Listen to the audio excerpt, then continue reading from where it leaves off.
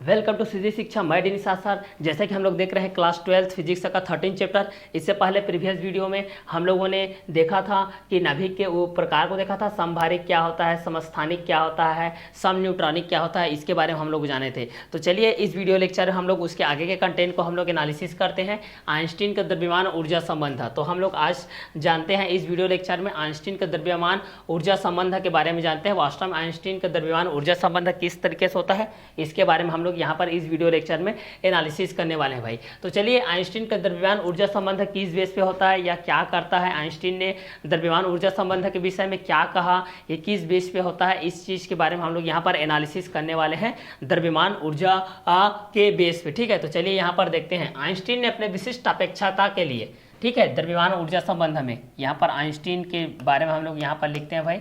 Einstein के अनुसार ये आप लोगों की आइंस्टीन है, आइंस्टीन का द्रव्यमान ऊर्जा संबंध, आइंस्टीन का द्रव्यमान ऊर्जा संबंध, आइंस्टीन का द्रव्यमान ऊर्जा संबंध,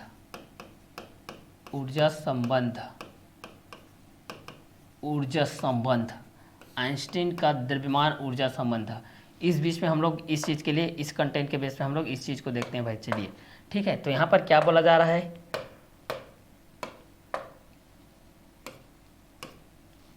आइंस्टीन ने अपने विशिष्ट अपेक्षिकता के सिद्धांत के अनुसार, आइंस्टीन ने, देखिए यहाँ पर आइंस्टीन ने अपने विशिष्ट अपेक्षिकता सिद्धांत पर, आइंस्टीन ने अपने विशिष्ट अपेक्षिकता के सिद्धांत पर, आइंस्टीन ने अपने विशिष्ट अपेक्षिकता के सिद्धांत पर, अपेक्षिकता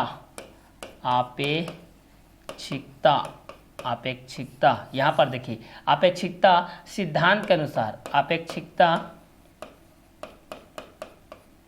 अपेक्षिकता सिद्धांत के आधार पर यह दर्शाया गया। ठीक है, तो यहाँ पर बोला जा रहा है कि आइंस्टीन ने अपने विशिष्ट अपेक्षिकता के सिद्धांत के आधार पर, अपेक्षिकता के सिद्धांत के आधार पर यह दर्शाया गया कि द्रव्यमान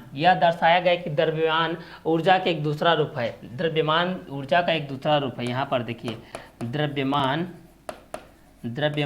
ऊर्जा का एक दूसरा रूप है। द्रव्यमान ऊर्जा का एक दूसरा रूप है। एक दूसरा रूप है। क्लियर? तो चलिए इस चीज़ को हम लोग देखते हैं। आइंस्टीन ने अपने विशिष्ट अपेक्षिकता के सिद्धांत के आधार पर यह दर्शाया गया कि द्रव्यमान ऊर्जा का एक दूसरा रूप है। उनके अनुसार द्रव्यमान ऊर्जा को ऊर्जा के अन्य रूपों जैसे कि गतिज ऊर्जा इत्यादि में परिवर्तित कर सकते हैं तथा इसी प्रकार इसके विपरीत प्रक्रम में ऊर्जा को द्रव्यमान में भी परिवर्तित किया जा सकता है। तो आइंस्टीन का द्रव्यमान ऊर्जा संबंध हमें किस प्रकार से होता है या किस प्रकार से रिलेटेड होता है या किस प्रकार इसके बेस पे आता है भाई, तो इसके बारे में हम लोग यहाँ पर एनालिसिस कर रहे हैं।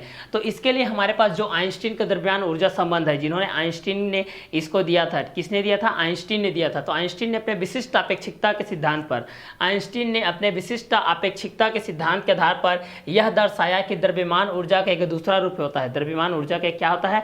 दूसरा रूप होता है, जिसको यहाँ पर हम लोगों ने इसके बेस पर एनालिसिस किया है कि आइंस्टीन ने अपने विशिष्ट अपेक्षिकता के सिद्धांत पर यह दर्शाया कि द्रव्यमान ऊर्जा का एक दूसरा रूप होता है। द्रव्यमान ऊर्जा का क्या होता है? एक दूसरा रूप होता है। यहाँ पर जो द्रव्यमान होता है वह ऊर्जा का क्या होता है? एक दूसरा रूप होता है, क्योंकि द्रव्यमान के बेस में जो पदार्थ की प्रकृति होती है, पदार्थ की प्रकृति जो ठोस, द्रव, गैस के रूप में होती है, उसी के प्रकृति के अनुसार यहाँ पर द्रव्यमान को हम लोगों ने ऊर्जा का एक दूसरा रूप माना है। क्लियर?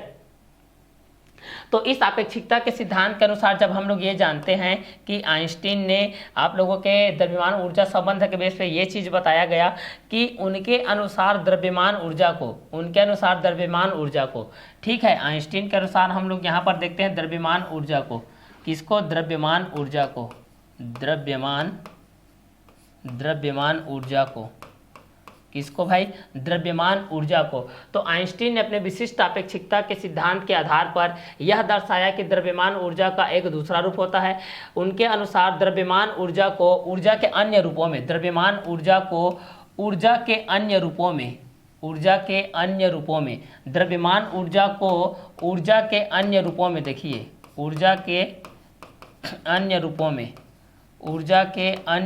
में, ऊर्जा के अन्य रूपों में, जैसे कि गतिज ऊर्जा के रूप में, जैसे कि मान लेते हैं गतिज ऊर्जा के रूप में, जैसे मान लेते हैं किसके रूप में भाई, गतिज ऊर्जा के रूप में, जैसे मान लेते हैं हम लोग किसके रूप में, गतिज ऊर्जा के रूप में इत्यादि में परिवर्तित कर सकते हैं। गतिज ऊर्जा के रूप में इत्यादि में हम लोग क्या कर सकते हैं, इस चीज़ को परिवर्तित कर सकते हैं भाई, इत्यादि आदि के रूप में क्या कर सकते हैं, इस चीज़ को हम लोग परिवर्तित कर सकते हैं। तो आइंस्टीन का द्रव्यमान ऊर्जा संबंध, आइंस्टीन का द्रव्यमान ऊर्जा संबंध के बेस पे हम लोग इस चीज़ को देखते हैं। तो यहाँ पर देखते हैं आइंस्टीन ने अपने विशिष्ट आपेक्षिकता के सिद्धांत के आधार पर यह दर्शाया कि द्रव्यमान ऊर्जा का एक विशिष्ट रूप है। द्रव्यमान ऊर्जा का एक क्या है, विशिष्ट रूप है। तो यहाँ पर हम लोग इस चीज़ को देखते हैं द्रव्यमान के बेस पे कि आइंस्टीन का द्रव्यमान ऊर्जा संबंध। क्लियर। आइंस्टीन ने अपने विशिष्ट अपेक्षिकता के सिद्धांत के आधार पर यह दर्शाया, देखिए इस सिद्धांत के आधार पर इन्होंने यह दर्शाया कि द्रव्यमान जो कि ऊर्जा का एक दूसरा रूप होता है, द्रव्यमान जो कि ऊर्जा का क्या होता है, एक दूसरा रूप होता है, द्रव्यमान जो कि ऊर्जा का एक क्या होता है, दूसरा रूप होता है, तथा उनके अनुसार द्रव्यमान ऊर्जा को, तथा उनके अनुसार द्रव्यमान ऊर्जा को अन्य ऊर्जा स्त्रोत से, अन्य ऊर्जा स्त्रोत के बेस पे, द्रव्यमान ऊर्जा को ऊर्जा के अन्य रूपों के बेस पे, जिसके अनुसार गतिज ऊर्जा, जिसके अनुसार गतिज ऊर्जा इत्यादि में परिवर्तित कर सकते हैं, जिसके अनुसार गतिज ऊर्जा इत्यादि में परिवर्तित कर सकते हैं, तथा इसी प्रकार के विपरीत प्रक्रम में, तथा इसी प्रकार के विपरीत प्रक्रम में, तथा इसी प्रकार के विपरीत प्रक्रम में ऊर्जा को द्रव्यमान में, ऊर्जा को द्रव्यमान में भी परिवर्तित किया जा सकता है, परिवर्तित किया जा सकता है। ठीक है, तो इस चीज को हम लोग परिवर्तित तो किए हैं, किसके रूप में, ऊर्जा के रूप में, ऊर्जा के एक अन्य रूप में, जैसे गतिज ऊर्जा के रूप में इस चीज को परिवर्तित किए हैं, या परिवर्तित कर सकते हैं, तथा इसके विपरीत प्रक्रम में लेते हैं भाई, इसके विपरीत प्रक्रम में, इसके विपरीत प्रक्रम में अगर इस चीज को लेते हैं हम लोग, इसके हम लोग किस रूप में लेते हैं भाई, विपरीत प्रक्रम में लेते हैं। इस चीज़ को देखिए यहाँ से, इसके अगर विपरीत प्रक्रम में लेते हैं हम लोग इस चीज़ को, इसके विपरीत प्रक्रम में,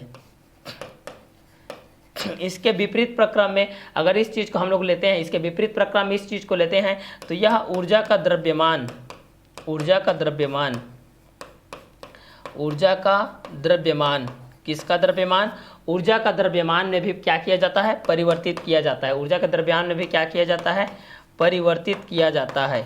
क्या किया जाता है बोलने से, ये परिवर्तित किया जाता है, क्या किया जाता है बोलने से, परिवर्तित किया जाता है।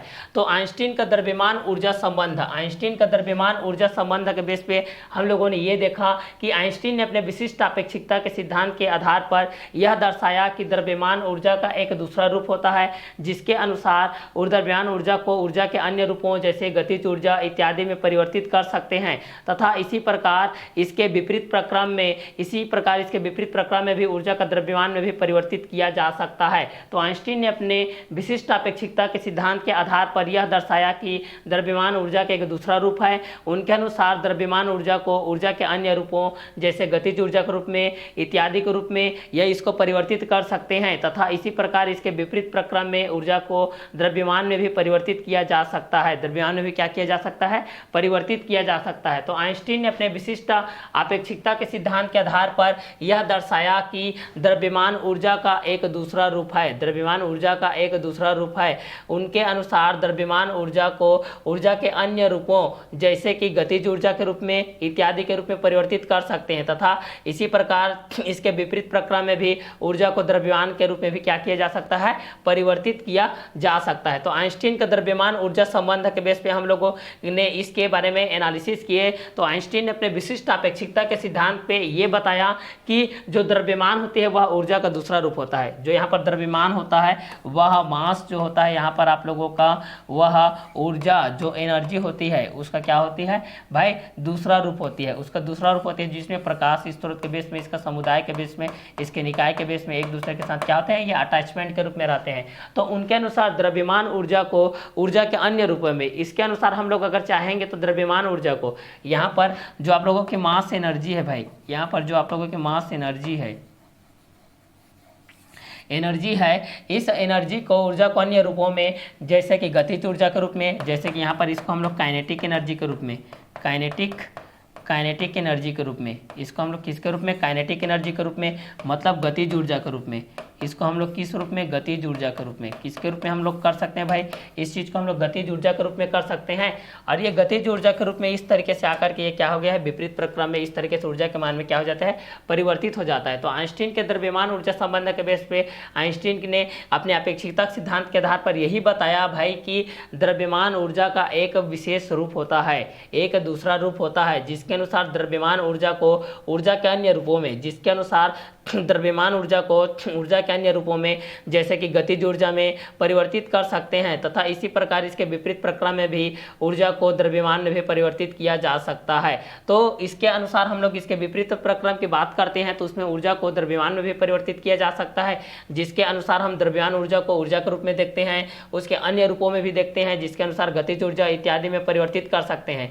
तो आइंस्टीन ने अपने विशिष्ट अपेक्षिकता के सिद्धांत के आधार पर यही दर्शाया था कि ये जो द्रव्यमान होती है वह ऊर्जा के एक दूसरा रूप होता है, जिसके अनुसार से उसको हम लोग देखते चले आते हैं, जिसके अनुसार द्रव्यमान ऊर्जा को एक विशिष्ट प्रक्रम की भांति उसको अन्य रूपों में जैसे कि गतिज ऊर्जा के रूप में, स्थितिज ऊर्जा के रूप में या आदि में परिवर्तित कर सकते हैं। तो ये था आइंस्टीन का प्रकाश, आइंस्टीन के द्रव्यमान ऊर्जा से संबंधित बातें, जिन्होंने अपेक्षिकता के सिद्धांत के आधार पर यह बताया था कि द्रव्यमान ऊर्जा का एक दूसरा रूप होता है और जिसके अनुसार द्रव्यमान ऊर्जा को हम लोग ऊर्जा के विशिष्ट रूप के बारे में या गतिज ऊर्जा से रिलेटेड परिवर्तित कर सकते हैं। इस प्रकार इसके विपरीत प्रक्रम में भी ऊर्जा को द्रव्यमान के रूप में परिवर्तित किया जा सकता है। क्लियर? तो चलिए इसके आगे के कंटेंट को देखते हैं। नाभिकीय बल मोस्ट इंपॉर्टेंट क्वेश्चन है भाई, न्यूक्लियर फोर्स के बारे में जाते हैं, नाभिकीय बल के बारे में हम लोग जानते हैं। चलिए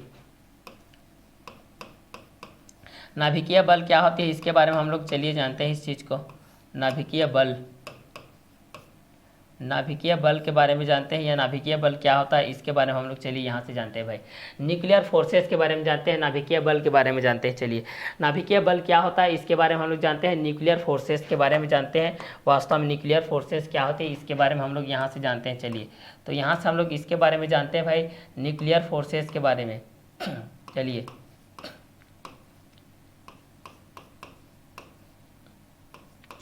न्यूक्लियर फोर्सेस के बारे में हम लोग इस चीज़ को जानते हैं।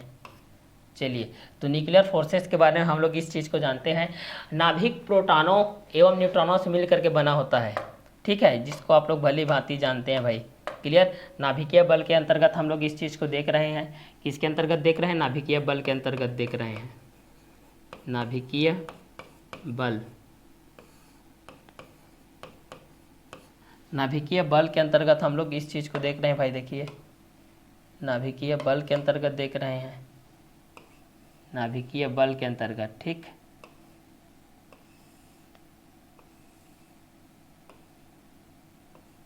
चलिए ये नाभिकीय बल के अंतर्गत इस चीज़ को हम लोग देख रहे हैं, ये किस बेस पे आता है इसके बारे में हम लोग एनालिसिस करते हैं। यहाँ से देखिए क्लियर? तो नाभिकीय बल के अंतर्गत आता है, न्यूक्लियर फोर्सेस के अंतर्गत आता है। तो ये किस तरीके से होता है इस चीज़ को देखते हैं। नाभिक प्रोटॉनों तथा न्यूट्रॉनों से मिलकर के बना होता है। नाभिकीय बल के बेस पे हम लोग देखते हैं यहाँ से। तो यहाँ से एक चीज़ आता है भाई आपके पास, नाभिक। क्या आता है? नाभिक। ये नाभिक आता है भाई, क्या आता है? नाभिक। और ये जो नाभिक होता है भाई वह आप लोगों के क्या होता है, प्रोटॉन और न्यूट्रॉनों से मिलकर के बना होता है। क्या होता है? प्रोटॉनों। ये नाभिक होती है आप लोगों के प्रोटॉनों से और न्यूट्रॉनों से, प्रोटॉनों से और क्या, न्यूट्रॉनों से मिलकर के क्या होती है, बनी होती है। अब ये प्रोटॉन क्या होती है आप लोगों के अनुसार, ये आप लोगों की धनावेशित होती है भाई। ये क्या होती है? धनावेशित। ये क्या होती है? धनावेशित होती है। न्यूट्रॉन क्या होती है? अनावेशित। अनावेशित। न्यूट्रॉन क्या होती है? अनावेशित होती है। तो धनावेशित के बेस पे ये आप लोगों की पॉजिटिव चार्ज होती है, अनावेशित के बेस पे यहाँ पर जो न्यूट्रॉन होती है ये जीरो के बेस पे होती है, अनावेशित होती है। यहाँ पर प्रोटॉन क्या होती है? पॉजिटिव चार्ज के बेस पे होती है। तो नाभिक प्रोटॉनों एवं न्यूट्रॉनों से मिल करके बना होता है। यहाँ से देखिए नाभिक की बात कर रहे हैं तो नाभिक यहाँ से देखिए ये आप लोगों के प्रोटॉनों है, मतलब प्रोटॉन है। ये क्या है? आप लोगों के न्यूट्रॉन है, मतलब न्यूट्रॉन है, से मिल करके क्या होती है? बनी होती है। से मिल करके क्या होती है? बनी होती है। उसी चीज़ को यहाँ पर बताया जा रहा है कि नाभिकीय बल के अंतर्गत में, नाभिकीय बल के अंतर्गत हम लोग ये चीज़ को देख रहे हैं कि जो नाभिक होती है भाई वो नाभिक प्रोटॉनों और न्यूट्रॉनों से मिलकर के क्या होती है? बनी होती है। जो आपके नाभिकीय बल होती है वह नाभिक और प्रोटॉनों और न्यूट्रॉनों से मिलकर के क्या होती है, बनी होती है, जो कि प्रोटॉन धनावेशित होता है और न्यूट्रॉन क्या होता है, अनावेशित होता है। मतलब प्रोटॉन में आपका पॉजिटिव चार्ज होता है प्लस, और न्यूट्रॉन में क्या होता है आप लोगों का कोई भी चार्ज नहीं होता, ये आप लोगों को क्या होता है, अनावेशित होता है। तो यहाँ पर नाभिकीय बल के बेस पे हम लोग यही चीज़ को देख रहे हैं कि नाभिक प्रोटॉनों एवं न्यूट्रॉनों से मिल करके बना होता है। नाभिक किससे मिल करके बना होता है, तो प्रोटॉनों एवं न्यूट्रॉनों से मिल करके बना होता है। क्लियर। तो प्रोटॉनों न्यूट्रॉनों से कौन मिल के बना होता है, तो नाभिक होता है। ठीक है। तो नाभिक के अंतर्गत में दो पार्टिकल्स आपके पास मौजूद होते हैं भाई। नाभिक में आपके पास दो पार्टिकल्स इस तरीके से मौजूद होते हैं। नाभिक में आप लोगों के पास दो पार्टिकल इस तरीके से मौजूद होते हैं। क्लियर। दो पार्टिकल्स आप लोगों के पास मौजूद होते हैं। तो इस पार्टिकल्स के बेस पे अगर इस चीज़ को हम लोग देखते हैं भाई, तो ये आप लोगों के बेस पे आता है, नाभिक के बेस पे। और यहाँ पर आप लोगों के दो पार्टिकल्स होते हैं। ये पार्टिकल्स आप लोगों के इस तरीके से होते हैं। क्लियर। तो चलिए इस चीज़ को हम लोग यहाँ से देखते हैं नाभिक के बेस पे। ये आप लोगों के नाभिक है। इस नाभिक में दो पार्टिकल्स आपके मौजूद होते हैं इस नाभिक में। ठीक है। इस तरीके से आप लोगों के पास दो पार्टिकल्स के बेस पे इस तरीके से दो हैं भाई, ये आप लोगों का और ये। ठीक है। ये आप लोगों का न्यूट्रॉन के लिए देखते हैं इस चीज़ को। ये आप लोगों का न्यूट्रॉन हो जाएगा और ये क्या हो जाएगा, आप लोगों का प्रोटॉन हो जाएगा। प्रोटॉन के लिए अगर देखते हैं तो ये आप लोगों का पॉजिटिव चार्ज होता है। न्यूट्रॉन के लिए देखते हैं तो ये आप लोगों का क्या होता है, अनावेशित होता है। ठीक है। तो अब यहाँ पर इसके चारों तरफ अब नाभिक है तो इसके चारों तरफ कौन चक्का लगाता है, इलेक्ट्रॉन चक्का लगाता है भाई। इसके चारों तरफ इलेक्ट्रॉन क्या लगाता है, चक्का लगाता है। यहाँ पर इस तरीके से देखिए, ये आप लोगों का इलेक्ट्रॉन क्या लगा रहा है, चक्का लगा रहा है भाई। इस तरीके से ये आप लोगों को क्या है, इलेक्ट्रॉन है। यहाँ से ये भी इलेक्ट्रॉन है, ये भी इलेक्ट्रॉन है, ये भी इलेक्ट्रॉन है, ये भी इलेक्ट्रॉन है, ये भी इलेक्ट्रॉन है। ठीक है। ये आप लोगों के क्या है, इलेक्ट्रॉन है। ये आप लोगों का इलेक्ट्रॉन है जो कि क्या है, ऋण आवेशित है, जो कि क्या है, ऋण आवेशित है, नेगेटिव चार्ज है। ये आप लोगों का ऋण आवेशित हो गया। क्लियर। तो चलिए इस बेस पे हम लोग यहाँ पर देख रहे हैं नाभिकीय बल के बेस पे। नाभिक प्रोटॉनों एवं न्यूट्रॉनों से मिल करके बना होता है। नाभिक किससे मिल करके बना होता है, तो नाभिक मिल करके बना होता है। किससे मिल करके बना होता है, देखिए नाभिक प्रोटॉनों एवं न्यूट्रॉनों से मिल करके बना होता है। नाभिकों में धनावेशित होता है। नाभिक में नाभिक न्यूट्रॉनों और प्रोटॉनों से मिल करके बना होता है। नाभिक जो कि परमाणु के क्या होता है, केंद्रीय भाग में स्थित होता है, जिसमें दो पार्टिकल्स मौजूद होते हैं। एक आपका न्यूट्रॉन होता है, दूसरा प्रोटॉन होता है। न्यूट्रॉन आपका अनावेशित होता है, प्रोटॉन आपका धनावेशित होता है। ठीक है। मतलब न्यूट्रॉन आप लोगों का विद्युत रूपेण उदासीन होता है। क्लियर। अगर देखा जाए तो क्लियर। इसके बाद बोला जा रहा है कि नाभिक में धनावेशित प्रोटॉन तथा अनावेशित न्यूट्रॉन एक सूक्ष्म स्थान लगभग 10 से 15 मीटर की कोटि में होती है। अब यहाँ पर बोला जा रहा है कि नाभिक में धन आवेशित प्रोटॉन, नाभिक में धन आवेशित प्रोटॉन। अब इस चीज़ में हम लोग यहाँ से देखते हैं भाई, तो क्या होता है, इस चीज़ को देखते हैं।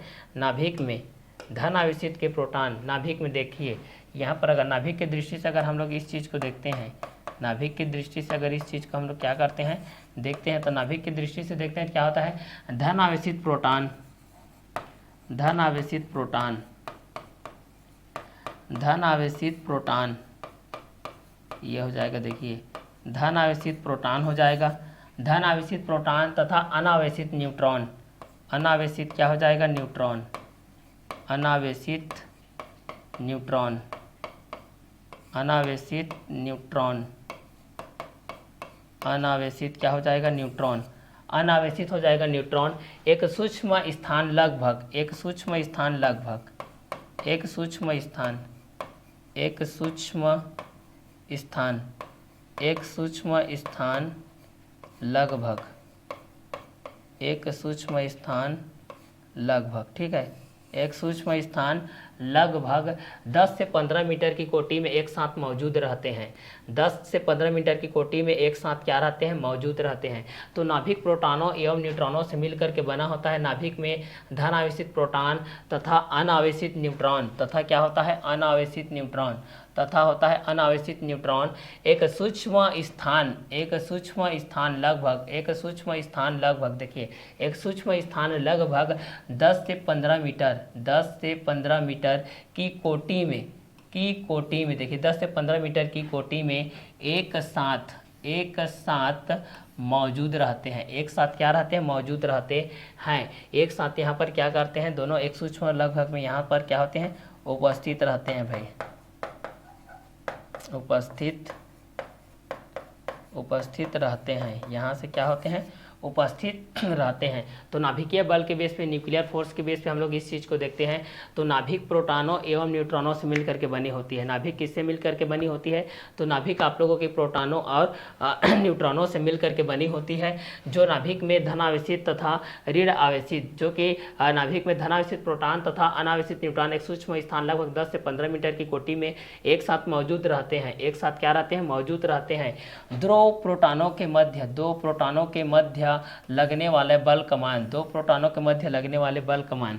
यहाँ पर कोई भी प्रोटॉन रहेगा भाई, कोई भी दो प्रोटॉन रहेगा, दो प्रोटॉनों के मध्य लगने वाला बल, कोई भी के मध्य लगने वाला बल का मान, उनके मध्य लगने वाले का मान उनके मध्य लगने वाले गुरुत्वाकर्षण बल से, उनके मध्य लगने वाले गुरुत्वाकर्षण बल से, गुरुत्वाकर्षण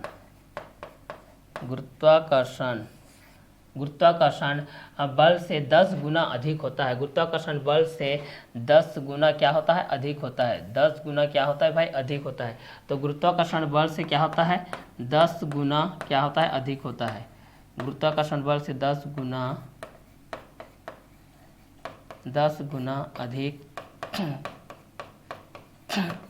अधिक होता है। यह 10 गुना क्या होता है? अधिक होता है। अतः गुरुत्वाकर्षण बल प्रोटॉनों के बीच में अगर देखा जाए, अतः गुरुत्वाकर्षण बल प्रोटॉनों के मध्य लगने वाले, अतः गुरुत्वाकर्षण बल अगर यहाँ पर हम लोग देखते हैं भाई, तो यहाँ पर कितना हो जाएगा? गुरुत्वाकर्षण बल हो जाएगा। यहाँ पर अगर इस चीज़ को देखते हैं तो क्या हो जाएगा? गुरुत्वाकर्षण हो जाएगा। गुरुत्वाकर्षण बल प्रोटॉनों के मध्य लगने वाले, गुरुत्वाकर्षण बल प्रोटॉनों के मध्य लगने वाले प्रोटॉनों के मध्य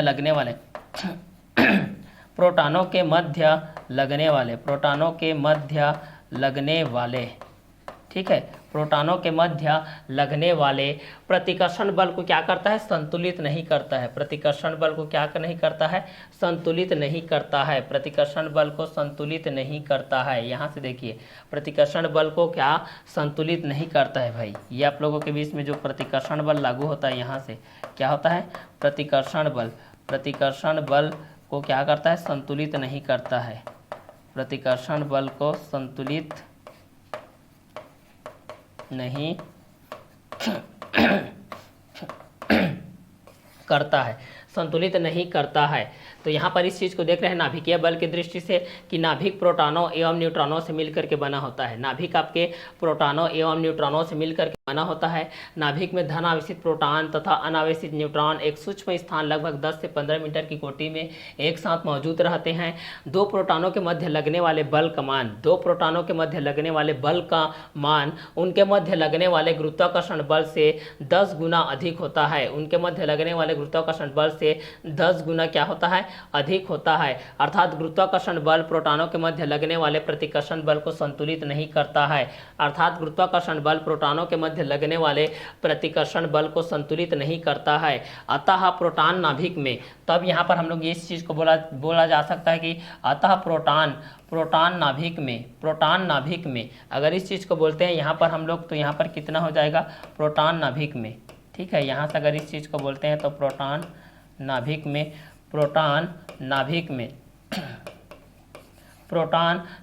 में उपस्थित नहीं होना चाहिए, यहाँ पर इसकी प्रेजेंस नहीं होनी चाहिए भाई, यहाँ पर इसकी प्रेजेंस नहीं होनी चाहिए।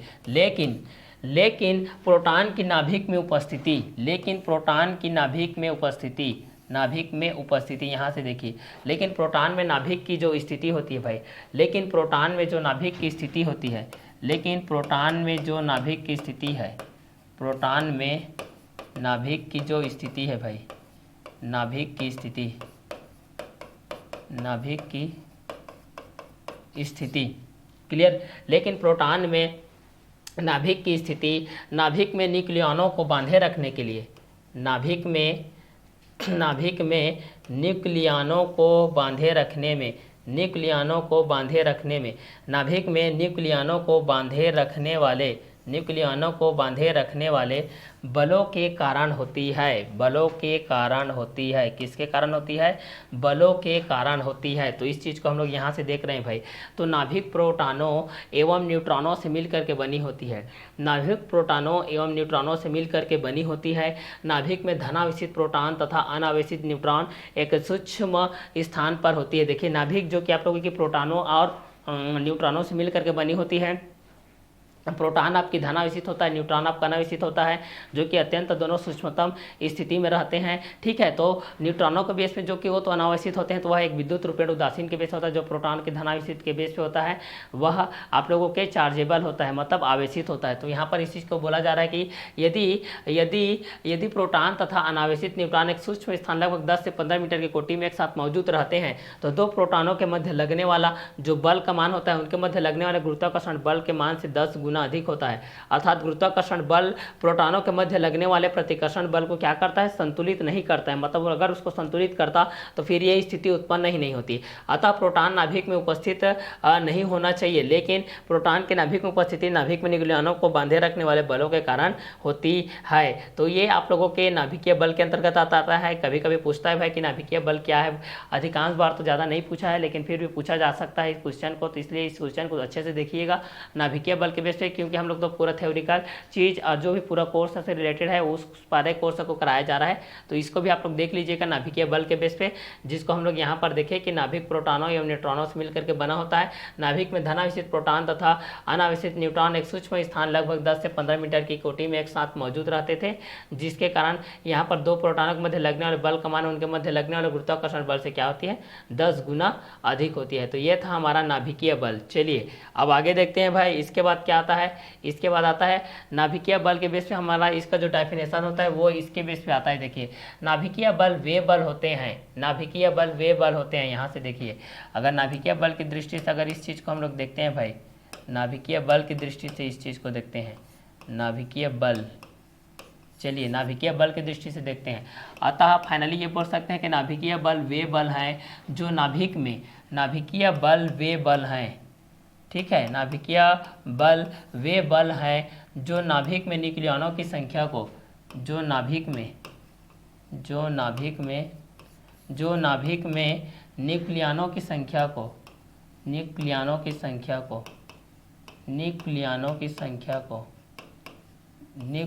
की संख्या को बांध कर रखते हैं। न्यूक्लियनों की संख्या को क्या करके रखते हैं? बांध कर रखते हैं भाई। न्यूक्लियनों की संख्या को बांध कर रखते हैं। तथा नाभिकीय बल एक प्रबल बल होता है। तथा नाभिकीय बल, यहाँ से देखिए इस चीज़ में बोल रहे हैं, नाभिकीय जो बल होता है, नाभिकीय जो बल होता है भाई, नाभिकीय जो बल होता है वह एक प्रबल बल होता है। एक क्या होता है? प्रबल बल होता है। एक प्रबल बल होता है। एक क्या होता है? प्रबल बल होता है भाई। ठीक है, एक प्रबल बल होता है। नाभिकीय बल एक प्रबल बल होता है। ठीक है, तो अतः नाभिकीय बल वे बल होते हैं। अतः यहाँ से हम लोग इस चीज़ को देखते हैं, अतः नाभिकीय बल वे बल होते हैं जो नाभिक में न्यूक्लियनों को बांध करके, जो नाभिक में न्यूक्लियनों को बांध करके क्या करते हैं? रखते हैं। न्यूक्लियनों को बांध करके रखते हैं। तथा नाभिकीय बल एक प्रबल बल होता है। तथा यहाँ से हम लोग देखते हैं नाभिकीय बल एक प्रबल बल होता है। नाभिकीय बल एक क्या होता है? प्रबल बल होता है। नाभिकीय बल एक प्रबल बल होता है। गुरुत्वाकर्षण बल, कूलाम बल, गुरुत्वाकर्षण बल और कूलाम बल, यहाँ से हम लोग इस चीज़, दोनों बलों के माध्यम से इस चीज़ को देखते हैं। देखिए, एक होता है गुरुत्वाकर्षण बल,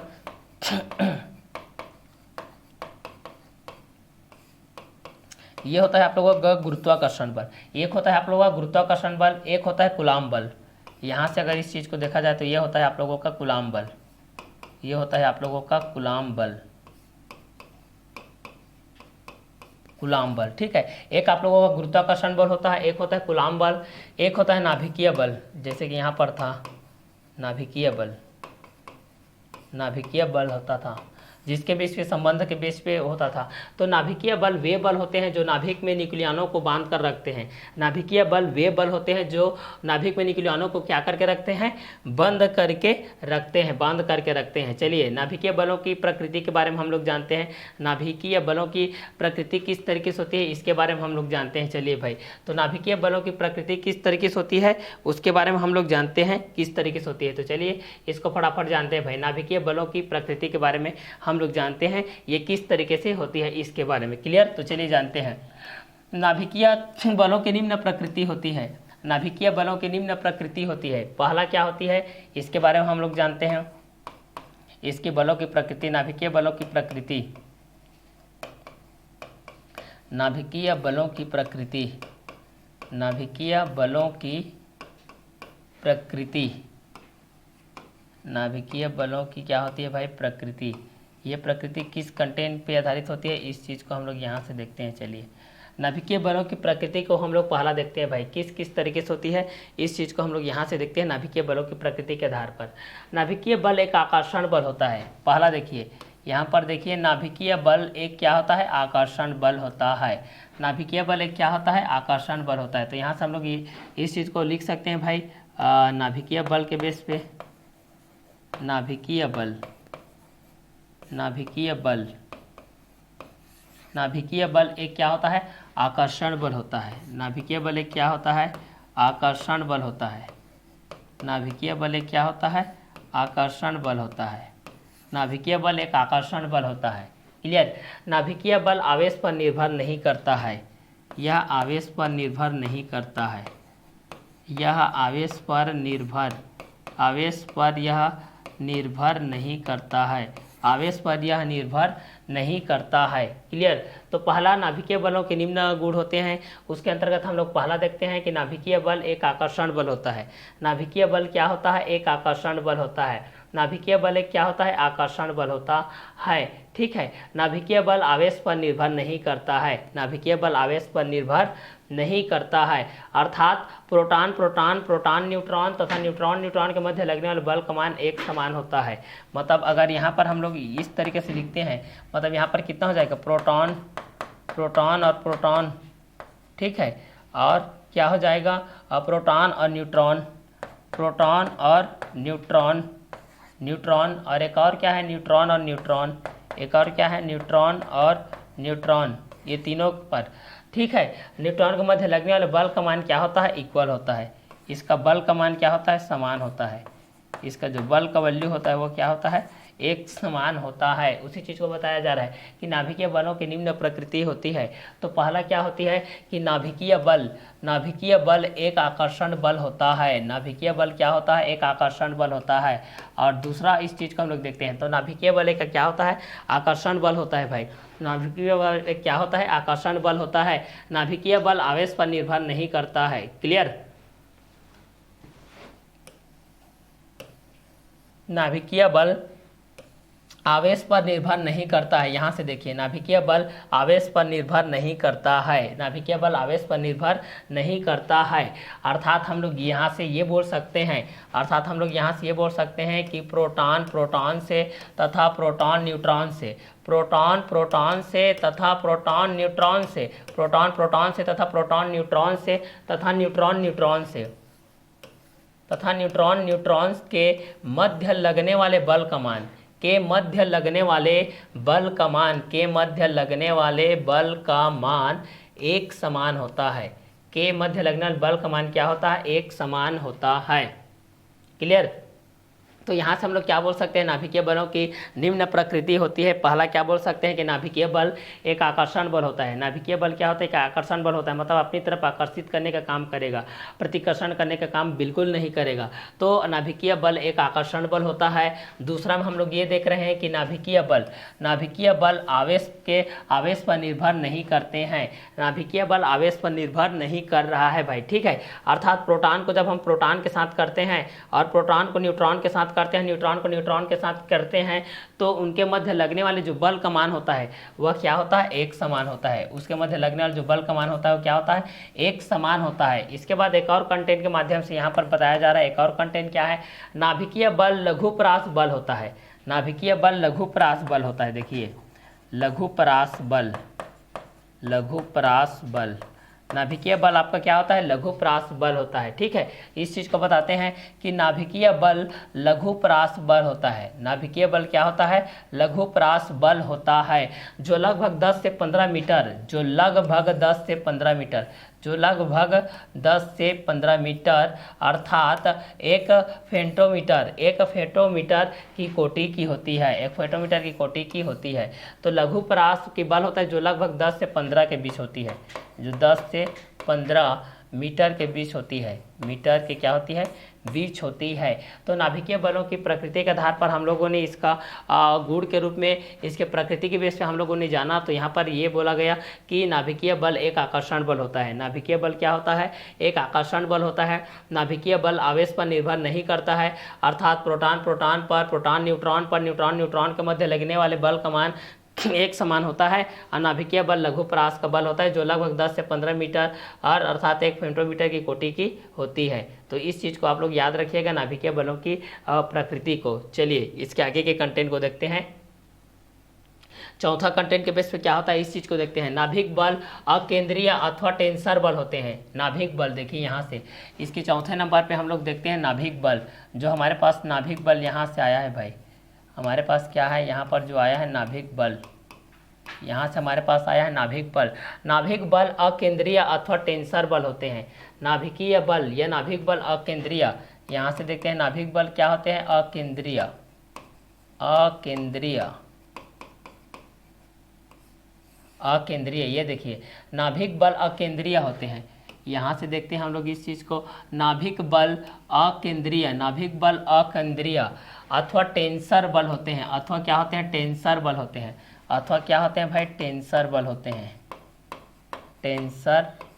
टेंसर बल होते हैं। ठीक है, इस चीज़ को देख रहे हैं, देखिए टेंसर बल होते हैं। तो यहाँ पर नाभिक बल के बेस पे हम लोग इस चीज़ को देख रहे हैं कि जो नाभिक बल होता है वह अकेंद्रीय होता है तथा टेंसर बल होता है। अर्थात नाभिकीय बल, अगर इस चीज़ को हम लोग पूछा जाए तो अर्थात नाभिकीय बल न्यूक्लियनों के बीच की दूरी, नाभिकीय बल न्यूक्लियनों के बीच की दूरी, नाभिकीय बल नाभिकीय बल न्यूक्लियनों के बीच की दूरी, न्यूक्लियनों के बीच की दूरी, न्यूक्लियनों की बीच की दूरी, न्यूक्लियनों की बीच की दूरी, न्यूक्लियनों की बीच की दूरी, न्यूक्लियनों के बीच की दूरी। यहाँ से देखिए न्यूक्लियनों के बीच की दूरी के अतिरिक्त उनके अपेक्षिक विन्यास, अतिरिक्त उनके अपेक्षिक विन्यास। देखिए आपकी बीच की दूरी के बाद क्या है आप लोगों के पास? अतिरिक्त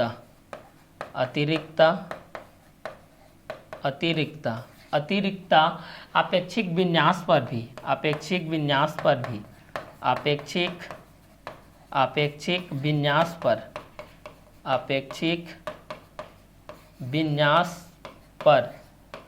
विन्यास पर देखिए तो नाभिक बल अकेंद्रीय अथवा टेंसर बल होते हैं।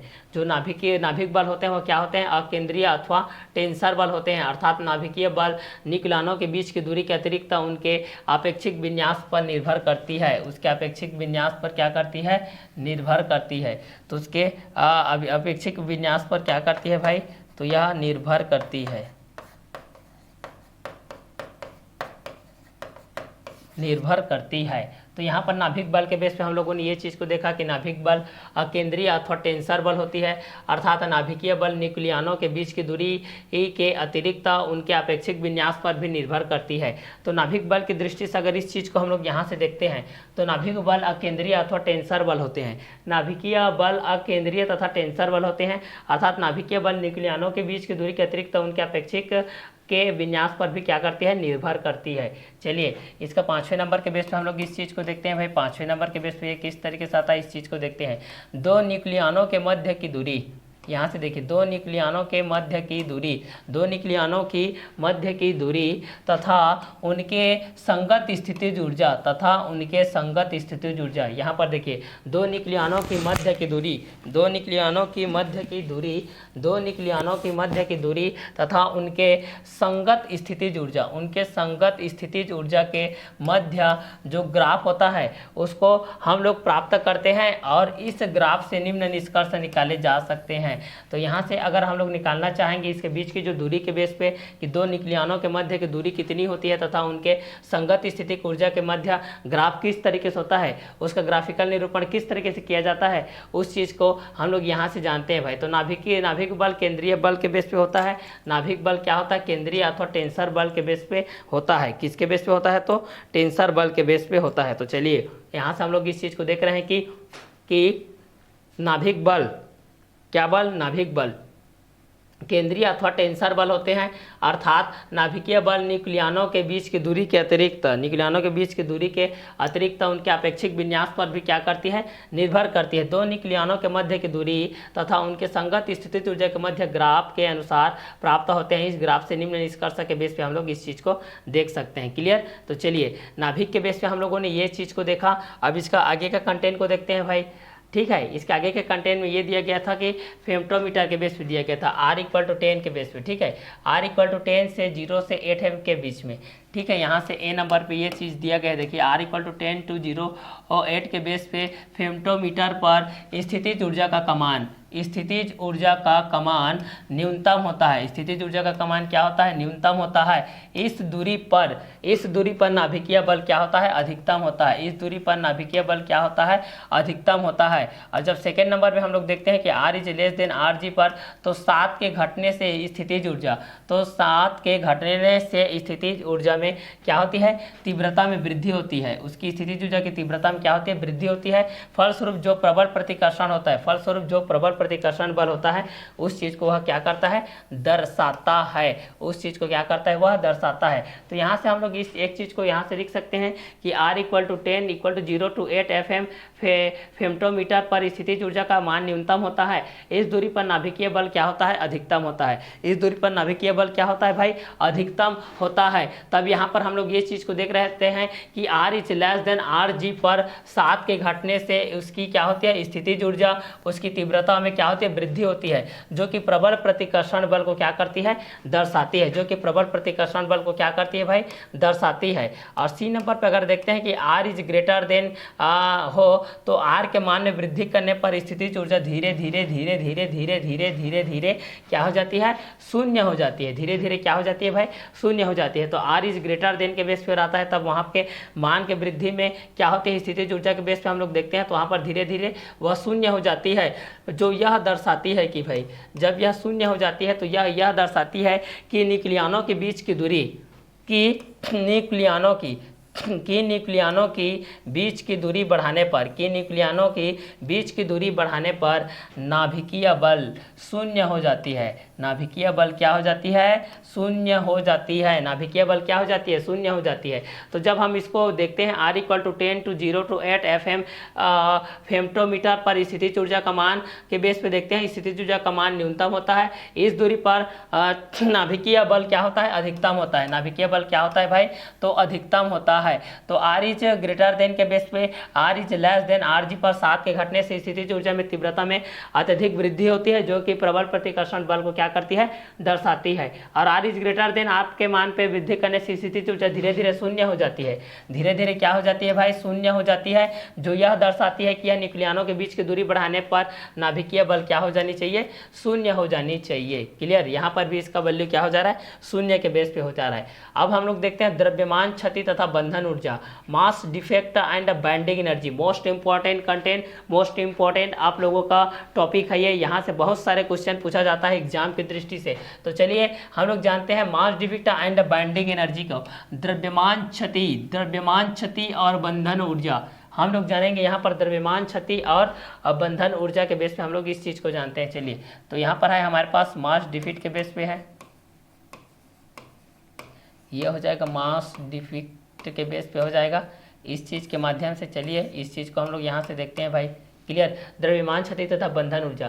द्रव्यमान क्षति किसको बोलते हैं, इस चीज के बारे में हम लोग यहाँ से जानते हैं। देखिए तो द्रव्यमान क्षति के बारे में यहाँ से है इसका जिक्र। देखिए द्रव्यमान क्षति के बारे में, नाभिक न्यूक्लियानों में से, नाभिक न्यूक्लियानों में से, यहाँ से देखिए आप लोगों के पास क्या है, नाभिक है भाई, आप लोगों के पास क्या है, इस तरीके से ये नाभिक है। तो नाभिक न्यूक्लियानों से मिलकर के बना होता है। नाभिक किससे मिलकर के बना होता है, न्यूक्लियारों से मिलकर के बना होता है। नाभिक आपके न्यूक्लियानों से मिलकर के क्या होता है, बना होता है। नाभिक अभी आपके न्यूक्लियानों से मिलकर के क्या होता है, बना होता है। तो द्रव्यमान क्षति और बंधन ऊर्जा के बारे में हम लोग देख रहे हैं। तो द्रव्यमान क्षति के बारे में देख रहे हैं, तो नाभिक का जो न्यूक्लियन होता है उससे मिलकर जो बना होता है, नाभिक का वास्तविक द्रव्यमान। तो यहाँ से नाभिक का जो वास्तविक द्रव्यमान होता है, नाभिक का क्या होता है, जो वास्तविक द्रव्यमान होता है, नाभिक का वास्तविक द्रव्यमान, नाभिक का क्या होता है भाई, वास्तविक द्रव्यमान। इस चीज़ को देखिए, वह नाभिक का क्या होता है, वास्तविक द्रव्यमान होता है, जो वास्तविक क्या होता है, द्रव्यमान होता है। तो द्रव्यमान क्षति तथा बंधन ऊर्जा के बेस पे हम लोगों ने ये चीज़ को देखा कि द्रव्यमान क्षति नाभिक न्यूक्लियनों से मिलकर बना होता है। जो द्रव्यमान क्षति होती है वो किससे मिलकर के बना होता है, नाभिक न्यूक्लियनों से मिलकर के बना होता है। नाभिक का वास्तविक द्रव्यमान, यहाँ से देखा जाए तो नाभिक का वास्तविक द्रव्यमान, नाभिक का यहाँ से देखा जाए तो वास्तविक द्रव्यमान, ठीक है। यहाँ से नाभिक के बेस पे हम लोग देखते हैं इस चीज़ को। तो नाभिक के बेस से हम लोग इस चीज़ को देखते हैं, तो वास्तविक द्रव्यमान देखते हैं इस चीज़ को, वास्तविक द्रव्यमान के बेस पे हम लोग इस चीज़ को देख रहे हैं, ठीक है। तो ये वास्तविक द्रव्यमान के बेस पे, ठीक है। तो द्रव्यमान क्षति के बेस पे हम लोग ये चीज़ को देख रहे हैं कि नाभिक न्यूक्लियनों से मिल करके, नाभिक न्यूक्लियनों से मिल करके, देखिए नाभिक आप लोगों के न्यूक्लियनों से मिल करके बना होता है। नाभिक का वास्तविक द्रव्यमान उसके न्यूक्लियनों के बेस पे, नाभिक का जो द्रव्यमान होता है उसके न्यूक्लियनों के बेस पे, उसके न्यूक्लियनों के बेस पे, उसके न्यूक्लियनों के बेस पे न्यूट्रॉन तथा प्रोटॉन के लिए, न्यूट्रॉन तथा प्रोटॉन के द्रव्यमानों के योग को, के द्रव्यमानों के योग को, के द्रव्यमानों के योग को, के द्रव्यमानों के योग को सदैव कम होता है तथा यह द्रव्यमान के इस अंतर को द्रव्यमान क्षति कहते हैं, तथा द्रव्यमान के इस अंतर को हम लोग द्रव्यमान क्षति के नाम से जानते हैं, उसको हम लोग द्रव्यमान क्षति कहते हैं, उसको हम लोग क्या बोलते हैं, द्रव्यमान क्षति कहते हैं। तथा बंधन ऊर्जा को इसके आगे के कंटेंट में हम लोग पढ़ने वाले हैं, क्लियर। तो चलिए द्रव्यमान क्षति के बेस पे हम लोग इस चीज़ को देखते हैं, नाभिक न्यूक्लियनों से मिलकर के बना होता है। जो नाभिक होता है वह न्यूक्लियनों से मिलकर के बना होता है। नाभिक का वास्तविक द्रव्यमान उसके न्यूक्लियनों के द्रव्यमानों के योग से क्या होती है, सदैव कम होती है, क्लियर। तो यहाँ से वास्तविक द्रव्यमान के बेस पे हम लोग यहाँ से इस दो चीज़ को देखते हैं भाई।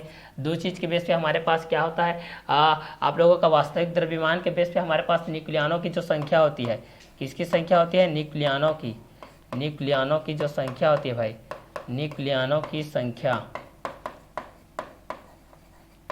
न्यूक्लियनों की जो संख्या होती है भाई, इस न्यूक्लियनों की संख्या में न्यूट्रॉन तथा प्रोटॉन उपस्थित होती है। Neutron plus proton, neutron plus proton ये आप लोगों के इस बेस पे क्या होती है, उपस्थित होती है। यह नाभिक के बेस पे है, क्लियर। तो यहाँ से हम लोग इस चीज़ को देख रहे हैं द्रव्यमान क्षति के बेस पे कि नाभिक न्यूक्लियनों से मिलकर के बना होता है। नाभिक का वास्तविक द्रव्यमान उसके न्यूक्लियनों न्यूट्रॉन तथा प्रोटॉन के द्रव्यमानों के योग से सदैव कम होता है। द्रव्यमान के इस अंतर को हम लोग क्या बोलते हैं, द्रव्यमान क्षति कहते हैं।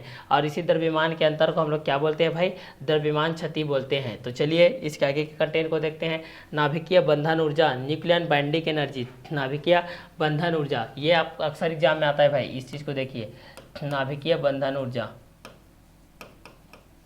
नाभिकीय बंधन ऊर्जा,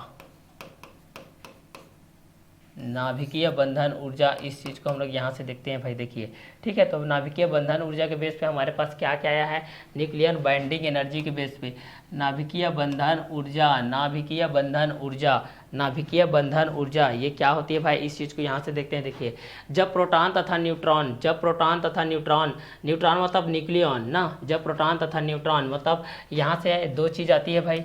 जब प्रोटॉन होता है, जब प्रोटॉन होता है तथा क्या होता है, न्यूट्रॉन होता है। तो यहाँ से हम लोग इस चीज़ को देख सकते हैं, ये जो प्रोटॉन के बेस पे है ये आप लोगों का प्रोटॉन हो गया, और ये क्या हो गया, आप लोगों का न्यूट्रॉन हो गया। चलिए, ये आप लोगों को प्रोटॉन के बेस पे हो गया और एक हो गया न्यूट्रॉन के बेस पे। एक पहला क्या हो गया, प्रोटॉन के बेस पे हो गया, दूसरा क्या हो गया, न्यूट्रॉन के बेस पे। तो जब प्रोटॉन तथा न्यूट्रॉन न्यूक्लियन पर परस्पर मिलकर एक नाभिकीय संरचना करते हैं, जब प्रोटॉन तथा न्यूट्रॉन न्यूक्लियन परस्पर मिल करके, ठीक है, जब प्रोटॉन तथा न्यूट्रॉन न्यूक्लियन परस्पर मिल करके, proton plus neutron plus nucleon, इसी को बोला जाता है न्यूक्लियन भी,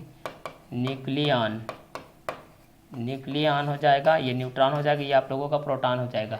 तो नाभिकीय बंधन ऊर्जा के बेस हम लोग इस चीज़ को देख रहे हैं कि जब प्रोटॉन तथा न्यूट्रॉन न्यूक्लियन परस्पर मिल करके यहाँ से देखिए, परस्पर मिल करके एक नाभिक की संरचना किया गया, एक नाभिक की क्या किया गया, संरचना किया गया, परस्पर मिल करके भी, परस्पर मिलकर एक नाभिक की संरचना, परस्पर मिलकर एक नाभिक की संरचना, एक नाभिक की संरचना,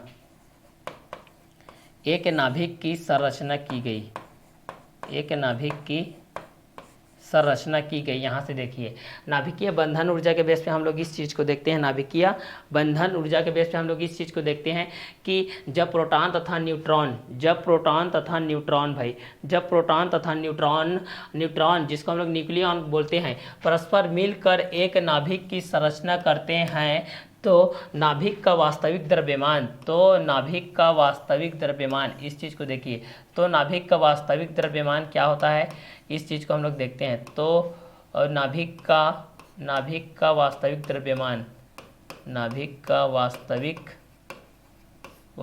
द्रव्यमान, नाभिक का वास्तविक द्रव्यमान। तो नाभिकीय बंधन ऊर्जा के बेस पे हम लोग इस चीज़ को देख रहे हैं कि जब प्रोटॉन तथा न्यूट्रॉन परस्पर मिल करके एक नाभिक की संरचना करते हैं, तो नाभिक का वास्तविक द्रव्यमान एवं उसके अवयवी न्यूक्लियनों के बेस पे, उसके अवयवी न्यूक्लियनों के द्रव्यमानों के योग से सदैव कम होता है, सदैव क्या होता है, कम होता है, सदैव आप लोगों के पास क्या होता है, कम होता है। तो इस चीज़ को हम लोग यहाँ से देखते हैं, जिसको हम लोग 1 बाय 1 करके यहाँ पर बता रहे हैं कि जब प्रोटॉन तथा न्यूट्रॉन न्यूक्लियन परस्पर मिल करके एक नाभिक की संरचना करते थे और नाभिक का वास्तविक द्रव्यमान एम उसके अवयवी न्यूक्लियनों के द्रव्यमानों का योग ए से क्या होता था, सदैव कम होता था। तो ये आप लोगों के नाभिकीय बंधन ऊर्जा के बेस पे देख रहे थे। ठीक है, आगे देखते हैं। यदि हम लोग इसको दूसरे तरीके से भी इसको परिभाषित कर सकते हैं, आप जितना भी परिभाषा चाहे इस चीज़ को याद रखिए, क्योंकि परिभाषा 2 नंबर का आता है भाई। तो इस परिभाषा के अनुसार में हम लोग यहाँ से देखते हैं, अतः किसी नाभिक की बंधन ऊर्जा, अतः किसी नाभिक की बंधन ऊर्जा उस ऊर्जा के तुल्य होती है, उस ऊर्जा के तुल्य होती है जो न्यूक्लियनों के परस्पर संयुक्त होकर के नाभिकीय बनाने में मुक्त होती है, नाभिकीय बनाने में क्या होती है, मुक्त होती है। अतः किसी नाभिक की बंधन ऊर्जा उस ऊर्जा के तुल्य होती है, उस ऊर्जा के क्या होती है, तुल्य होती है। इस चीज़ को हम लोग यहाँ से देख रहे हैं, देखिए कि किसी नाभिक की बंधन ऊर्जा उस ऊर्जा के तुल्य होती है जो न्यूक्लियनों के परस्पर संयुक्त होकर नाभिकीय बनाने में क्या होता है, मुक्त होता है, नाभिकीय बनाने में क्या होता है भाई, मुक्त होता है। तो इस चीज़ को देखिए यहाँ से, किसी नाभिक की बंधन ऊर्जा अगर देखा जाए तो किसी नाभिक की क्या होती है, बंधन ऊर्जा उस ऊर्जा के तुल्य होती है जो न्यूक्लियनों के परस्पर संयुक्त होकर नाभिक बनाने में मुक्त होता है। और दूसरा हम लोग अगर दूसरी भाषा में बोले तो यहाँ से हम लोग इस तरीके से लिखेंगे, नाभिक के न्यूक्लियनों को एक दूसरे से अलग करने के लिए, नाभिक के न्यूक्लियनों को एक दूसरे से अलग करने के लिए आवश्यक ऊर्जा को हम लोग क्या बोलते हैं, बंधन ऊर्जा बोलते हैं। ठीक है, तो नाभिक के अंदर न्यूक्लियनों को एक दूसरे से बाहर निकालने के लिए जितनी आवश्यक ऊर्जा होती है उसको हम लोग क्या बोलते हैं, बंधन ऊर्जा बोलते हैं, जो कि बांध के वहां पर रखे रहते हैं। क्लियर। तो नाभिक के न्यूक्लियनों को एक दूसरे से, यहाँ से देखिए, नाभिक के न्यूक्लियनों को, ये हो गया नाभिक के न्यूक्लियन, ये भी हो गया नाभिक के न्यूक्लियन। तो नाभिक के न्यूक्लियनों को एक दूसरे से, नाभिक के न्यूक्लियनों को एक दूसरे से, नाभिक के न्यूक्लियनों को एक दूसरे से भाई, किससे, एक दूसरे से। क्लियर। तो चलिए इस चीज़ को हम लोग यहीं से देखते हैं, नाभिक के न्यूक्लियनों को एक दूसरे से अलग करने के लिए आवश्यक ऊर्जा को क्या बोला जाता है भाई, बंधन ऊर्जा बोला जाता है। आवश्यक ऊर्जा को क्या बोला जाता है, बंधन ऊर्जा बोला जाता है। ये आप लोगों के बंधन ऊर्जा के अंतर्गत आएगा। एक और अगर फाइनली डेफिनेशन के बेस पे देखोगे तो आप इस तरीके से भी लिख सकते हो, न्यूक्लियनों से मिलकर नाभिक का निर्माण करने में, न्यूक्लियनों से मिल करके नाभिक का निर्माण करने में, यहाँ से देखिए, न्यूक्लियनों से मिल करके नाभिक का निर्माण करने में द्रव्यमान क्षति के संगत संगत ऊंचाई का, द्रव्यमान क्षति के अंतर्गत उसके ऊंचाई का नाभिकीय बंधन ऊर्जा कहते हैं। इसको हम लोग क्या बोलते हैं? नाभिकीय बंधन ऊर्जा कहते हैं। तो द्रव्यमान क्षति के संगत ऊर्जा को, जो द्रव्यमान क्षति के साथ संगत ऊर्जा के रूप में रहेगा, उसको हम लोग नाभिकीय बंधन ऊर्जा के बेस पे विमुक्त कर देंगे और वही आप लोगों की नाभिकीय बंधन ऊर्जा के बेस पे कहलाएगी। तो यहाँ से आप लोग फाइनली परिभाषा के बेस पे यहाँ पर बोल सकते हो कि किसी नाभिक की बंधन ऊर्जा उस ऊर्जा के तुल्य होती है जो न्यूक्लियनों के परस्पर संयुक्त होकर नाभिक बनाने पर मुक्त होता है, और दूसरा, नाभिक के न्यूक्लियनों को एक दूसरे से अलग करने के लिए आवश्यक ऊर्जा को बंधन ऊर्जा कहते हैं। तीसरा, न्यूक्लियनों से मिलकर नाभिक का निर्माण करने में द्रव्यमान क्षति के संगत ऊर्जा को भी हम लोग नाभिकीय बंधन ऊर्जा कहते हैं। तो यहाँ पर 3 डायमेंशन आप लोगों का 3 तरीके से परिभाषा है। इस तीनों तरीके से आप किसी भी परिभाषा को क्या कर सकते हो? याद कर सकते हो यहाँ से, ठीक है। प्रति न्यूक्लियन बंधन ऊर्जा, बाइंडिंग एनर्जी पर प्रति न्यूक्लियन बंधन ऊर्जा क्या होती है, इस चीज़ को हम लोग यहाँ से जानते हैं भाई। तो यहाँ से हम लोग इस चीज़ को जानते हैं, प्रति न्यूक्लियन बंधन ऊर्जा क्या होती है, इस चीज़ को जानते हैं। तो प्रति न्यूक्लियन बंधन ऊर्जा किसी नाभिक से देखिए, किसी नाभिक से उसके एक न्यूक्लियन को, किसी नाभिक से उसके एक न्यूक्लियन को अलग करने के लिए आवश्यक औसत ऊर्जा की प्राप्ति, न्यूक्लियन बंधन ऊर्जा कहलाती है। न्यूक्लियन क्या कहलाती है? बंधन ऊर्जा कहलाती है। न्यूक्लियन क्या कहलाती है? बंधन ऊर्जा कहलाती है। इसे ई या बी से प्रदर्शित किया जाता है। क्या किया जाता है? प्रदर्शित किया जाता है। तो इसमें आप लोगों के जो बंधन ऊर्जा के बेस पे था, और यहाँ पर जो आप लोगों की गतिज ऊर्जा के बेस पे था, और यहाँ पर न्यूक्लियन की दृष्टि से जो था, इसमें क्या होता है? न्यूक्लियन बंधन ऊर्जा किसी नाभिक से उसके एक न्यूक्लियन को अलग करने के लिए आवश्यक औसत ऊर्जा की प्राप्ति न्यूक्लियन की बंधन ऊर्जा कहलाती है। इसे ई या बी से क्या किया जाता है? प्रदर्शित किया जाता है। क्लियर? चलिए, इसके बाद हम लोग देखते हैं पैंकिंग भिन्न या संकुलन गुणांक। पैंकिंग भिन्न या संकुलन गुणांक क्या होता है, इस चीज़ को हम लोग यहाँ से देखते हैं। तो चलिए इस चीज़ को देखते हैं, पैंकिंग भिन्न या संकुलन गुणांक को देखते हैं। प्रति न्यूक्लियन द्रव्यमान क्षति को पैंकिंग भिन्न या संकुलन गुणांक कहते हैं। इसको एफ डैश से प्रदर्शित किया जाता है। पैंकिंग भिन्न बराबर क्या होता है? द्रव्यमान क्षति बटे द्रव्यमान संख्या, मतलब डेल एम बाय ए। यहाँ से हम लोग इस चीज़ को लिख सकते हैं भाई, डेल एम बाय ए। ये आप लोगों का हो जाएगा द्रव्यमान क्षति के बेस पे, ठीक है। ये क्या हो जाएगा आपका? द्रव्यमान क्षति। द्रव्यमान क्षति के बेस का जो फार्मूला रहेगा वो इस तरीके से रहेगा। तो यहाँ से आप लोग इसको इस तरीके से भी बोल सकते हो भाई कि यदि पैंकिंग भिन्न या संकुलन गुणांक में प्रति न्यूक्लियन द्रव्यमान क्षति के पैंकिंग भिन्न या संकुलन गुणांक को कहते हैं, इस एफ से प्रदर्शित किया जाता है। पैंकिंग भिन्न बराबर द्रव्यमान क्षति बटे द्रव्यमान की क्या होती है? संख्या होती है। आगे देखते हैं, यहाँ पर ए इज लेस देन 20 और ए इज ग्रेटर देन 200 है। कंडीशन को देखिए भाई, यहाँ पर a is less than 20, a is greater than 200 वाले नाभिकों के लिए पैंकिंग भिन्न धनात्मक होती है, अतः ये नाभिक अस्थायी होते हैं। ये नाभिक क्या होते हैं? अस्थायी होते हैं। लेकिन 20 ए बिलोंग कर है 20 से 200 के बीच में वाले नाभिकों का पैंकिंग भिन्न ऋणात्मक होता है, जो यह दर्शाता है कि कुछ न्यूक्लियनों को बांधे रखने वाला द्रव्यमान ऊर्जा में परिवर्तित हो जाता है। अतः हम इन नाभिकीय प्रति न्यूक्लियनों के बंधन ऊर्जा के बेस में, अतः हम इन नाभिकों की प्रति न्यूक्लियन बंधन ऊर्जा के बेस पे, प्रति न्यूक्लियन बंधन ऊर्जा के बेस पे क्या होती है? अधिक होती है, तथा यह नाभिक क्या होती है? अत्यधिक स्थायी होती है। यह नाभिक क्या होती है भाई? अत्यधिक स्थायी होती है। अब रेडियो एक्टिविटा के बेस पे देखते हैं भाई, वास्तव में रेडियो एक्टिविटा किस प्रकार से होती है? रेडियो एक्टिविटा के आधार पे हम लोग इस चीज़ के बारे में हम लोग जानते हैं। वास्तव में रेडियो एक्टिविटा क्या होती है, इसके बारे में हम लोग जानते हैं। चलिए, तो रेडियो एक्टिविटा क्या होती है, इसके बारे में हम लोग यहाँ से अब जानते हैं। क्लियर? तो चलिए इस चीज़ के बारे में जानते हैं। किसी वैज्ञानिक हेनरी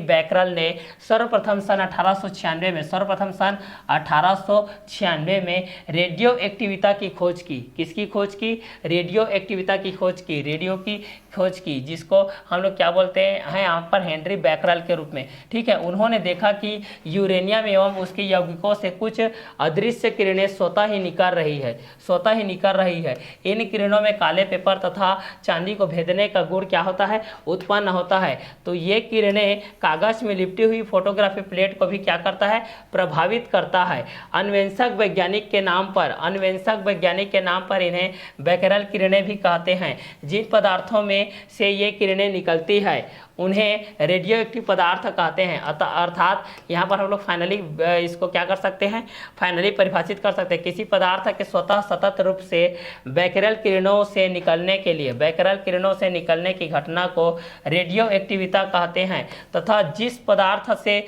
ये किरणें निकलती है उन्हें रेडियो एक्टिव पदार्थ कहते हैं। ठीक है, तो जिस पदार्थ से ये निकलते हैं भाई उसी चीज़ को बोला जा रहा है। देखिए, जिस पदार्थ से ये किरणें निकलती हैं, कोई भी पदार्थ जैसे कि ये पदार्थ है, इससे कोई किरणें निकलेगा, इस पदार्थ से कोई किरणें निकलेगा तब उसको हम लोग क्या बोलते हैं, एक जब बाहर रूप से निकलता है जिस पदार्थ से ये किरणें निकलती हैं उन्हें रेडियो एक्टिव पदार्थ बोलते हैं। इसको क्या बोलेंगे, रेडियो एक्टिव पदार्थ। ये आपका हो जाएगा रेडियो एक्टिव पदार्थ हो जाएगा। और इसके बाद वाला जो रहता है वो आप लोगों को पता चल जाएगा। ठीक है, तो यहाँ पर इन्हें क्या बोला जाता है, रेडियो एक्टिव पदार्थ भी कहते हैं। इस चीज़ को हम लोग क्या बोलते हैं, इस चीज़ को रेडियो एक्टिव पदार्थ भी कहते हैं। रेडियो एक्टिविता का मुख्य कारण क्या होता है, इस चीज़ के बारे में हम लोग जानते हैं। रेडियो एक्टिविता का मुख्य कारण भारी नाभिकों का अस्थायी होना होता है। 140 से अधिक द्रव्यमान संख्या के नाभिकों के प्रति न्यूक्लियन बंधन ऊर्जा कम होती जाती है तथा भारी नाभिकों में प्रोटॉनों की संख्या अधिक होती है, जिससे प्रोटॉनों के मध्य लगने वाला प्रतिकर्षण बल उनके मध्य लगने वाले नाभिकीय बल को क्या करता है भाई, प्रवाहित करता है। अतः भारी नाभिक अधिक अस्थायी होता है, इसलिए भारी नाभिक यहाँ पर क्या होता है भाई, अधिक अस्थायी होता है। तो ये रेडियो एक्टिविता का कारण है भाई। क्लियर। इसके अंतर्गत बैकरल किरणों के गुण को देखते हैं। बैकरल किरणों के गुण के माध्यम से हम लोग ये चीज़ को जाने कि ये किरणें कितने रेडियो एक्टिविटी है। ठीक है, तो पहला हम लोग इसके बेस पे जानते हैं, ये किरणें रेडियो एक्टिव पदार्थों से सतत उत्सर्जित होती रहती है। ये किरणें रेडियो एक्टिव पदार्थों से सतत क्या होती रहती है, उत्सर्जित होती रहती है। दूसरा देखते हैं भाई, ये किरणें रेडियो एक्टिव पदार्थ के सभी यौगिकों से निकलती रहती है, निकलती रहती है। और थर्ड नंबर में देखते हैं, इन किरणों पर पदार्थ के ताप व भौतिक एवं रासायनिक अवस्थाओं का कोई प्रभाव नहीं पड़ता है इन किरणों के बेस पे। और चौथा, ये किरणें अल्फा बीटा और गामा कणों से मिलकर के क्या होती है, बनी होती है। ये आप लोगों की अल्फा बीटा गामा किरणों से मिलकर के क्या होती है, बनी होती है। चलिए ठीक है, और ये आप लोगों का ये चैप्टर के बेस पे, इसका लास्ट कंटेंट के बेस पे हम लोग देखते हैं बैकरल किरणों की प्रकृति के बेस पे। ये लास्ट कंटेंट के बेस पे है आप लोगों का। तो बैकरल किरणों की प्रकृति के अध्ययन के लिए सर्वप्रथम रदरफोर्ड ने प्रयोग किया और रेडियो एक्टिव पदार्थ को लेड से बने एक बॉक्स में रख दिया। इस बॉक्स में एक छिद्र किया तथा इस छिद्र से निकलने वाली किरणों के मार्ग विद्युत क्षेत्र लगाने पर प्रेक्षण प्राप्त किया था। बैकरल स्टडी के बेस पे प्रेक्षण प्राप्त किया था। तो ये था आज का हमारा लास्ट कंटेंट। इतने में आप लोगों की ये चैप्टर क्या होता है, फिनिश होता है। इतने में आप लोगों की ये चैप्टर क्या होता है, कंप्लीट होता है। इस बैकरल किरणों के प्रकृति के अनुसार ये चैप्टर आप लोगों का कंप्लीट होता है, जिसके अंतर्गत हम लोगों ने बैकरल किरणें क्या होती है, बैकरल की प्रवृत्ति क्या होती है, नाभिक क्या होती है, नाभिक की संरचना किस तरीके से होती है, इसकी प्रवृत्ति किस तरीके से होती है, इस वीडियो लेक्चर में हम लोग देखें। तो नेक्स्ट चैप्टर नंबर 14 के साथ हम लोग मिलते हैं क्लास 12 फिजिक्स के साथ। नेक्स्ट चैप्टर हम लोग चैप्टर नंबर 14 के साथ मिलते हैं। तो आज के क्लास को हम लोग यही वर्क करते हैं। नेक्स्ट वीडियो लेक्चर में नेक्स्ट कंटेंट के साथ मिलते हैं। Okay bye, have a nice day.